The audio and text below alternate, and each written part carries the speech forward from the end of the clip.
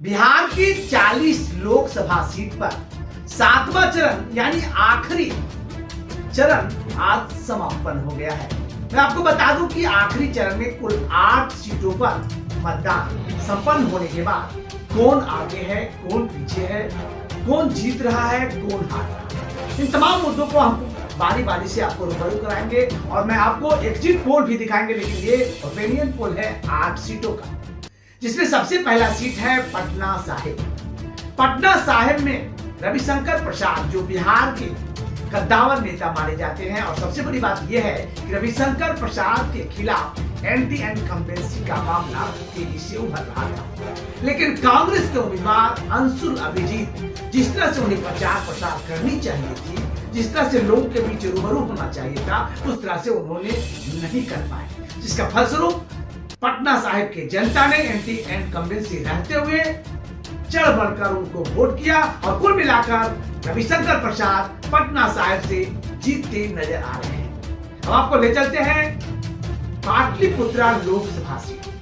Pataliputra Lok Sabha seat की बात की जाए तो यहाँ रामकृपाल यादव तीसरा बार भाग आजमा रहे थे, जबकि उनके सामने डॉक्टर मीसा भारती चुनाव लड़ रही हैं। इस बार डॉक्टर मीसा भारती अपने निकटतम प्रतिद्वंदी रामकृपाल यादव से जीतते नजर आ रहे हैं।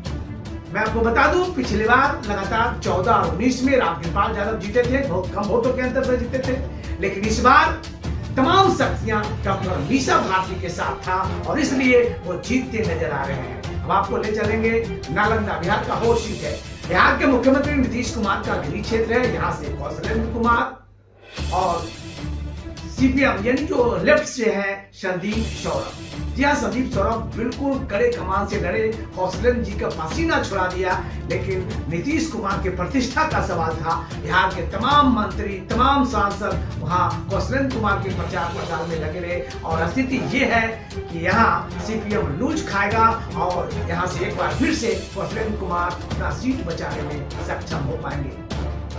आपको ले चलते हैं जहानाबाद।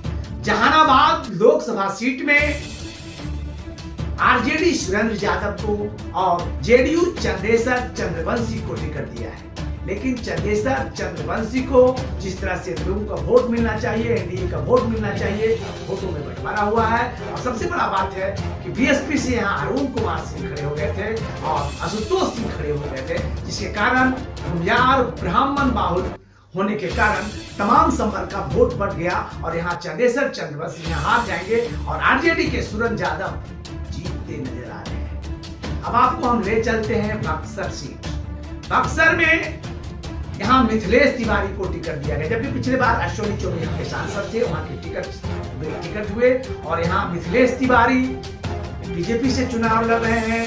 आनंद मिश्रा निर्दलीय प्रत्याशी के तौर पर हैं और यहाँ सुधाकर सिंह को आरजेडी से टिकट मिला है, जो कि जगदानंद के जो प्रदेश अध्यक्ष है उनके सुपुत्र हैं। कुल मिलाकर यहाँ जगदानंद के सुपुत्र सुधाकर सिंह जीतते नजर आ रहे हैं। बक्सर सीट। आरा सीट ले चलते हैं। आरा में बीजेपी ने आर के सिंह को टिकट दिया है, मंत्री रह चुके हैं और यहाँ भी इनके खिलाफ एंटी इनकम्बेंसी। यहाँ सुदामा प्रसाद वैश्य समुदाय से आते हैं और सुदामा प्रसाद कड़े कमान से इनके खिलाफ चुनाव लड़ा। हालांकि यहाँ कुछ वैश्य समुदाय के लोग इनके पक्ष में वोट किया, एनडीए के पक्ष में नहीं किया, तो यहाँ आर के प्रसाद का सीट फंसता नजर आ रहा है। कुछ भी कहना मुश्किल है, लेकिन आप एग्जिट पोल में बता पाएंगे कि आर के सिंह जीतेंगे कि सुदामा प्रसाद जीतेंगे, ये अभी कुछ नहीं बता सकते। लेकिन यहाँ स्पष्ट तौर पर सुदामा प्रसाद अपने निकटतम प्रतिद्वंदी आर के सिंह से बढ़त बनाए दिख रहे हैं। अब आपको हम ले चलते हैं तो सासाराम सीट चलते हैं, जो सुरक्षित सीट है। यहां से शिवेश राम और मनोज राम का सीधी टक्कर है। यहां बीजेपी के शिवेश राम जीतते नजर आ रहे हैं अपने निकटतम प्रतिद्वंदी से, क्योंकि वहां के जो उनके सहयोगी पार्टी थे, जो सामने वाले पार्टी थे, वो कभी मेहनत नहीं कर पाया, जिसके कारण बीजेपी यहाँ जीतता नजर आ रहा है। अब आपको ले चलते हैं काराकाट। काराकाट बिहार के सबसे हॉट सीट माना जा रहा था। सबसे बड़ा बात ये देखी गई, यहाँ की भोजपुरी स्टार गायक अभिनेता पवन सिंह यहाँ निर्दलीय उम्मीदवार बनकर उपेंद्र कुशवाहा को मुश्किल में पड़ा दिए थे और यहाँ राष्ट्रीय जनता दल से यानी माले से राजाराम कुशवाहा कड़े कमान से चुनाव लड़ा और उपेंद्र कुशवाहा और पवन सिंह के टक्कर बीच के लड़ाई में माले यहाँ जीतता नजर आ रहा है। तो स्थिति मैंने आपको बता दिया, काराकाट, आरा, बक्सर, जहानाबाद, नालंदा, पाटलिपुत्र और पटना साहिब। तो पटना साहिब में रविशंकर प्रसाद बीजेपी, पाटलिपुत्र में आरजेडी मीशा भारती, जहानाबाद में सुरेंद्र यादव आरजेडी, शाहसाराम में बीजेपी शिवेश कुमार, काराकाट में माले के राजाराम कुशवाहा, आरा से सुदामा प्रसाद और बक्सर से आरजेडी के सुधाकर प्रसाद जीतते नजर आ रहे। यानी कुल 8 सीट पर 5 सीट का इंडिया गठबंधन बढ़त दिखाई दे रहा है। अब आपको हम दिखाएंगे दूसरे पेज में एग्जिट पोल, जो कि सभी 40 सीट पर परफेक्ट एग्जिट पोल होगा और एग्जिट पोल में आपको बताएंगे कि इंडिया गठबंधन आगे या एनडीए आगे, आपको हम दिखाएंगे। लेकिन फिलहाल इन 8 सीट पर 5 सीट इंडिया गठबंधन अपने निकटतम प्रतिद्वंदी से आगे चलते हैं अगले। भारत से जुड़ी हर खबरों को देखने के लिए ऑन न्यूज भारत के पेज को करें लाइक, शेयर एंड सब्सक्राइब।